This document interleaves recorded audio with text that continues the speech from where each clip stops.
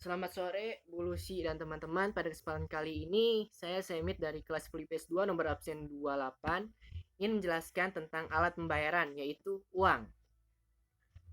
Nah, ini merupakan pengertian uang, yang dimana menurut para ahli, Edward Shapiro mengatakan bahwa money is the dollar amount of all those things are generally acceptable by the public in payment of goods, service, and other valuable assets and for discharge of debts. Artinya, uang adalah suatu benda yang umum yang diterima oleh masyarakat yang mudah dibawa dan berbagai terdapat macam-macam uang seperti uang kertas, uang logam dan debit, yang dimana ini seperti yang kita selalu orang tua kita bawa-bawa ke dalam dompet kita. Terus yang kedua ada Sir Dennis Holmes Robertson mengatakan bahwa money is something accepted on payment of goods. Artinya, uang adalah sesuatu yang bisa diterima dalam pembayaran untuk mendapatkan barang. Dari dua definisi menurut para ahli, kita dapat simpulkan bahwa uang mempunyai ciri dapat diterima secara umum. Sejarah uang ini dimulai saat awal mula zaman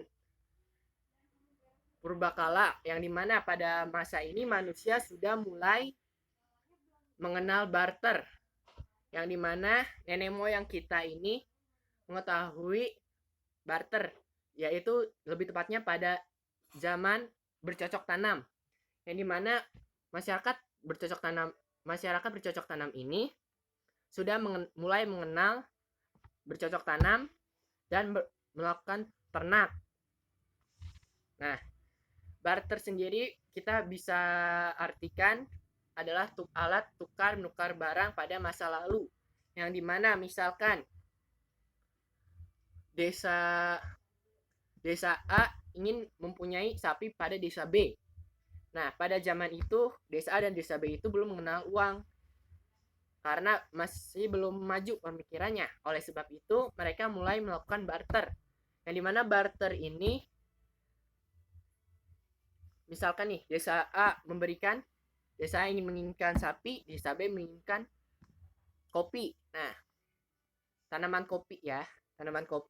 Nah, mereka juga, desa A ini ingin punya tanaman kopi juga. Nah, oleh sebab itu terjadilah tukar menukar barang antara desa A dan desa B, yang dimana desa A memberikan hasil ternak mereka ke desa B dan desa B memberikan hasil pertanian dia ke desa A. Tapi karena seiringnya berjalan zaman, uang itu semakin lama semakin berkembang dari mulai logam, kertas, dan debit. Nah, yang dimana ini merupakan perkembangan yang sangat pesat dan bisa dibawa kemana-mana oleh kita maupun orang tua kita. Berikutnya itu ada fungsi mata uang. Fungsi mata uang ini terdapat ada 5. Yang pertama itu alat tukar. Alat tukar ini biasanya kita misalkan kita beli buku seharga 5.000. Nah, kita mempunyai uang 10.000. Nah, kita berikan dan masih ada kembalian 5.000. Nah, jika sudah membeli dan menerima kembaliannya, kembalian itu sebaiknya kita simpan dalam celengan kita. Terus ada alat satuan hitung. Alat satuan hitung ini bisa kita ketahui bahwa alat satuan hitung ini misalkan nih biasanya digunakan untuk para pekerja kantor yang bekerja dalam bidang ekonomi seperti perbankan dan lain sebagainya. Yang C itu ukuran pembayaran yang ditunda. Nah, ukuran pembayaran yang ditunda sendiri ini misalkan kita ingin membeli sebuah rumah,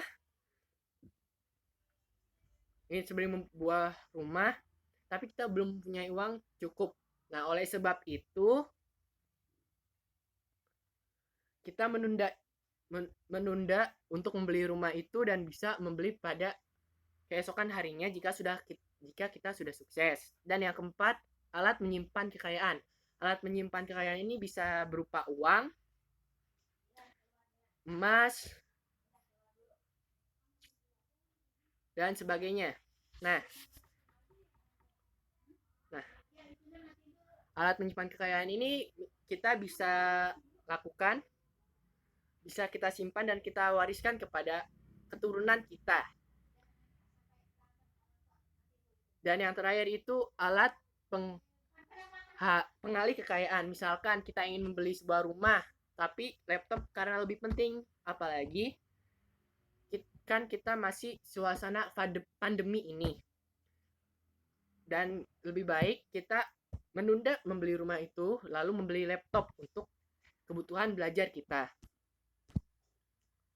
Jenis uang ini terdiri dari jenis uang berdasarkan pihak yang mengeluarkan, yang kedua jenis uang berdasarkan bahan uang, ketiga jenis uang berdasarkan negara yang mengeluarkan, yang terakhir jenis uang berdasarkan nilai uang. Syarat uang itu terdiri dari 7. Mudah dibawa, tahan lama, dapat dipecah menjadi unit yang lebih kecil, nilainya stabil, diterima secara umum, jumlahnya dapat memenuhi kebutuhan. Yang terakhir, syarat psikologis. Standar mata uang ini sendiri terdiri dari 2. Standar logam yang meliputi sistem standar tunggal, sistem standar pincang. Yang kedua adalah standar kertas. Standar kertas ini biasanya berbentuk kertas yang memiliki tanda tangan pemerintah dan Bank Indonesia. Berikutnya ada unsur pengaman rupiah. Unsur pengaman rupiah sendiri ini terdiri dari 2. Dan ada 2 hal yang dipertimbangkan, yaitu yang sebelum unsur pengaman rupiah itu terdiri dari unsur pengaman yang terbuka, unsur pengaman yang tidak terbuka. Ada dua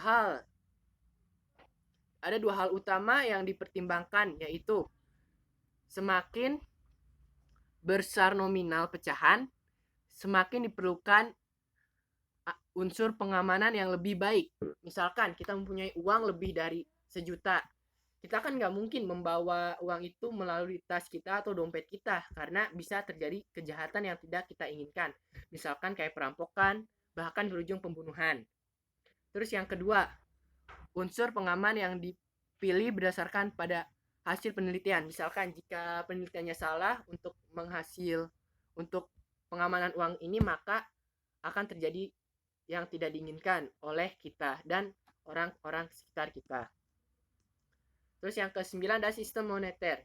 Sistem moneter ini terdiri dari 4. Terdiri dari standar emas, standar kurs tetap dan terkendali. Yang ketiga, sistem keras mengembang bebas. Dan yang terakhir, sistem keras mengembang terkendali. Nah, karena terbatasnya waktu, mungkin saya hanya ingin menjelaskan standar emas. Standar emas ini merupakan uang yang berbentuk emas, yang dimana emas ini merupakan murni dari hasil bumi kita. Dan emas ini juga bisa dibuat jadi berbagai macam perhiasan seperti anting, kalung, gelang, dan lain sebagainya. Dan standar emas ini juga kita bisa simpan untuk keturunan kita. Berikutnya itu pengelolaan uang rupiah oleh Bank Indonesia. Pasti kalian bertanya-tanya, bagaimana sih Bank Indonesia mengelola uang yang begitu banyak dari seluruh Indonesia? Nah, dari sini, bukan dari seluruh Indonesia saja sih, tapi di seluruh dunia bahkan. Karena ciri uang rupiah berbentuk kertas ini terdiri dari 8. Ada gambar lambang negara, yaitu Garuda Indonesia, frasa yang bertuliskan Bank Indonesia, dan frasa juga tertulis Bank Indonesia. Berikutnya ada sebutan pecahan uang. Misalkan pecahan uang sebesar Rp10.000. Yang berikutnya ada tanda tangan pemerintah dan Bank Indonesia, karena menandakan bahwa uang kertas itu telah dicetak dan diterbitkan dan dibagikan ke seluruh Indonesia, bahkan ke seluruh dunia, menandakan bahwa BPK itu sangat berperan penting dengan presiden. Karena jika BPK tidak ada, maka pengelolaan keuangan akan menjadi kacau. Yang kelima itu tanda tangan. Itu yang berikutnya ada nomor seri pecahan. Nomor seri pecahan ini bisa kita lihat di uang lembar kita masing-masing, uang kertas kita masing-masing. Teksnya itu terus ada teks yang dimana teks ini itu dengan ini Bank Indonesia bla bla bla bla. Yang kemudian ada tahun dan tahun cetak, tahun emisi dan tahun cetak. Jika tahun emisi ini tidak ada dan tahun cetaknya pun tidak ada juga, maka uang ini pun dianggap palsu. Oleh sebab itu, kita juga harus hati-hati dengan uang mainan dan uang asli, karena di mana uang asli dan uang mainan ini sama persis seperti uang sesungguhnya. Berikutnya ada ciri umum uang rupiah logam. Terdapat gambar lambang negara Garuda Indonesia, frasa, sebutan pecahan dalam angka, tahun emisi. Berikutnya ciri khusus uang rupiah itu terdiri dari 3. Terdapat pada desain, bahan, teknik cetak, dan teknik cetak. Yang slide berikutnya terdapat pemusnahan uang. Pasti di antara kita bertanya-tanya, bagaimana sih Bank Indonesia memusnahkan uang yang sudah tidak berlaku di Bank Indonesia? Nah, pemusnahan uang sendiri ini terdiri dari 3. Uang rupiah yang tidak layak edar. Kedua, uang rupiah yang masih layak edar yang dengan pertimbangan tertentu tidak lagi mempunyai manfaat di ekonomis. Yang terakhir, uang rupiah yang sudah tidak berlaku. Slide berikutnya itu pengelolaan keuangan negara. Pasti di antara kita bertanya-tanya, bagaimana sih BPK mengelola keuangan negara? Nah, pengertian dari pengelolaan keuangan negara ini terdapat pada Undang-Undang Nomor 17 Pasal 1 Ayat 1 Tahun 2003 tentang Keuangan Negara. Terus yang ke-14, pasti di antara kita bertanya-tanya, bagaimana sih presiden sebagai kepala pemerintah dan pengelolaan bagaimana sih presiden sebagai kepala pemerintah dalam mengelola keuangan? Nah, kali ini saya ingin menjelaskan bagaimana Pak Presiden mengelola keuangan.